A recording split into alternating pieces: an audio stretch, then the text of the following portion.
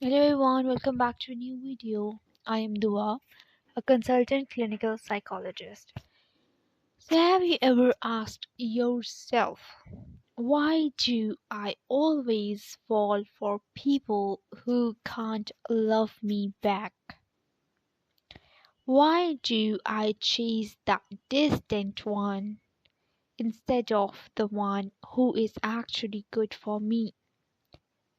Why does my heart crave the very person who makes me feel unseen, unheard, and unchosen?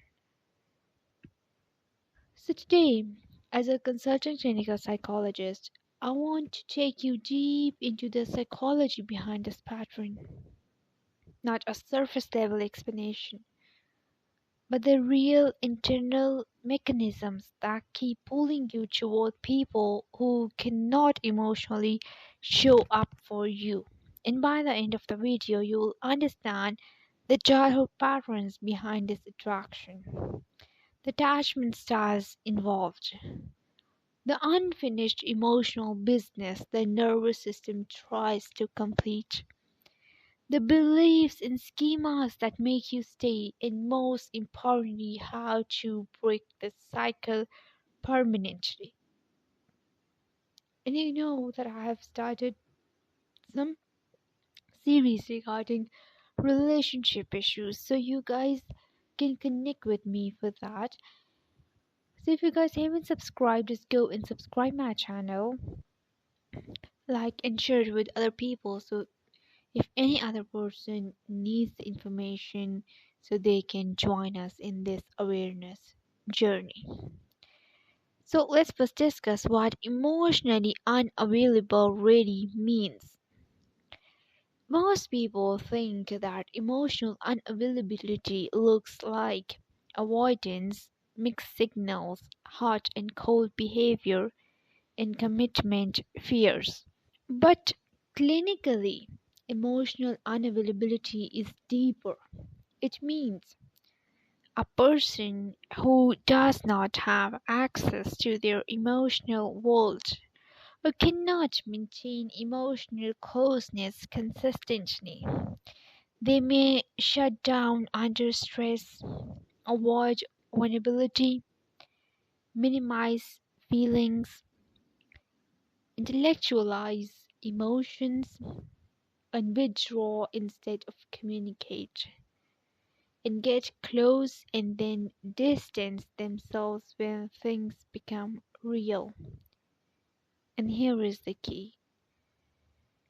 Emotionally unavailable people are not incapable of love. They are incapable of emotional presence. This distinction is empowering because your heart often mistakes one for the other. And the root cause your nervous system is attracted to the familiarity is, let's go deeper. Like most people think they choose partner consciously, but the most attraction happens in the subconscious nervous system, not the conscious mind. Your body is constantly scanning for familiarity. Familiar tone, familiar distance, familiar emotional intensity, and familiar patterns of affection. If you grew up around caregivers who were inconsistent, dismissive, unpredictable, or emotionally absent, then your nervous system learned. Love feels like longing. Love feels like chasing. Love feels like uncertainty. Love feels like trying to earn attention. Okay? So when you meet someone who is stable, available, and reciprocal, your nervous system does not call it attraction. It calls it unfamiliar. And unfamiliar to the survival brain feels unsafe. So instead, you fall for the emotional unavailable one, not because they are better, but because your body remembers them. You're not choosing them, Your nervous system is choosing familiarity. And then attachment styles, they play their own role, and let's break it down clinically. Then anxious attachment, like if you have an anxious attachment style, you may feel drawn to the chase, feel mystery with inconsistent people, feel intense highs and lows, and confuse anxiety with attraction, and work hard for crumbs of affection, fear losing the connection, or give to prove your worth. Then we have avoidant attachment. If you grew up needing to be self reliant, closeness may feel overwhelming. Vulnerability feels unsafe, and you prefer emotional distance. You consciously choose partners who won't demand intimacy. And anxious avoidance cycles, like this dynamic often forms anxious pattern pursues, avoiding partner distances, and both trigger each other's wounds, and the cycle becomes addictive. But the important truth is attachment styles are not personality types, they are survival strategies. They can be changed. The subconscious, the emotional blueprint is like clients often ask me like, why do I love people who hurt me? Why don't I like the people who like me? The answer is simple. You're not attracted to people. You're attracted to emotional experiences. And specifically the emotional experience that shaped you growing up. If in your childhood felt like working hard for affection, trying to be perfect, waiting for someone's attention, being emotionally abundant, walking on eggshells, and inconsistent validation, then your subconscious formed this blueprint. Like love is emotional distance, love is uncertainty, and love is trying to earn connection. So when someone healthy shows up, your brain says this is boring, something is wrong, and this doesn't feel like love. And once someone emotionally unavailable shows up, your brain says, like, this feels familiar and this feels like home, and even if that home was not healthy. And then the psychology of chasing. Let's explore why the dynamic becomes addictive and the person pulls away. Your anxiety spikes, and when they return, you feel relieved, and this releases dopamine, reward, oxytocin, bonding, and adrenaline thrill. Okay, and this combination is chemically similar to addiction. It creates intermittent reinforcement, the strongest form of psychological conditioning. Means that the less they give, the more you want them. It's not love, it's a survival response mixed with dopamine.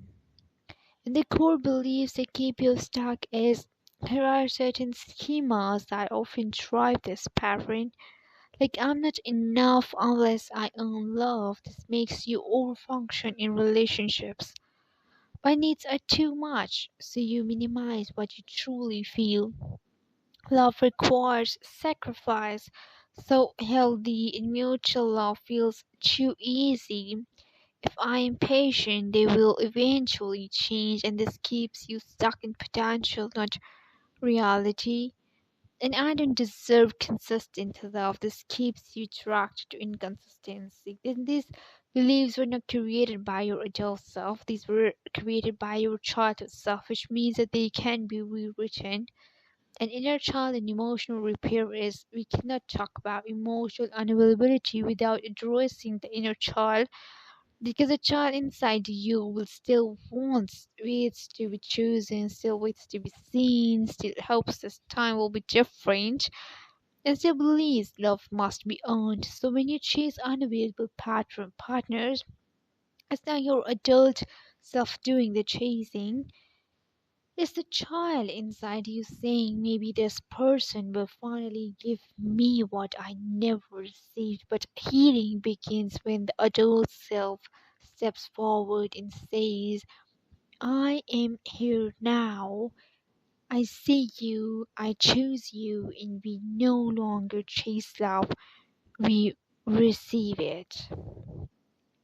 Now, for somatic grounding, calming the attraction to emotional availability people, it's not about psychological, it's somatic. It lives in the body. Here's a simple exercise I want to suggest to you. Place your hand on your chest. Breathe in for 4, hold for 4, and exhale for 6. Like I have told you for several times, like breathe in for 1, 2, 3, 4, hold for 1, 2, 3, 4, and exhale. So I'm safe, I don't need to chase, consistency is safe, and stability is love. And this calms the nervous system, reduces the pull toward the wrong people. And how to break this pattern permanently? Recognize your emotional blueprint. What did love feel like growing up? Stop mistaking anxiety for chemistry. Healthy love feels calm, not chaotic. And notice red flags early, like emotional distance, inconsistency, avoidance, and minimal effort. And practice secure attachment behaviors that communicate needs, set boundaries, choose available partners, slow down emotional investment. Rewire core beliefs through therapy, journaling, inner child work, and self-dialogue, and create new definition of love. Like write this down: love is consistency, love is safety, love is two people choosing each other every day. So love needs care and respect. Always remember this point in your life. So don't fall for emotionally unavailable people because you are weak. You fall for them because you are wounded. And wounds do not make you unlovable. They make you human. And healing happens when you stop waiting to be chosen and start choosing yourself. And remember, you deserve someone who stays.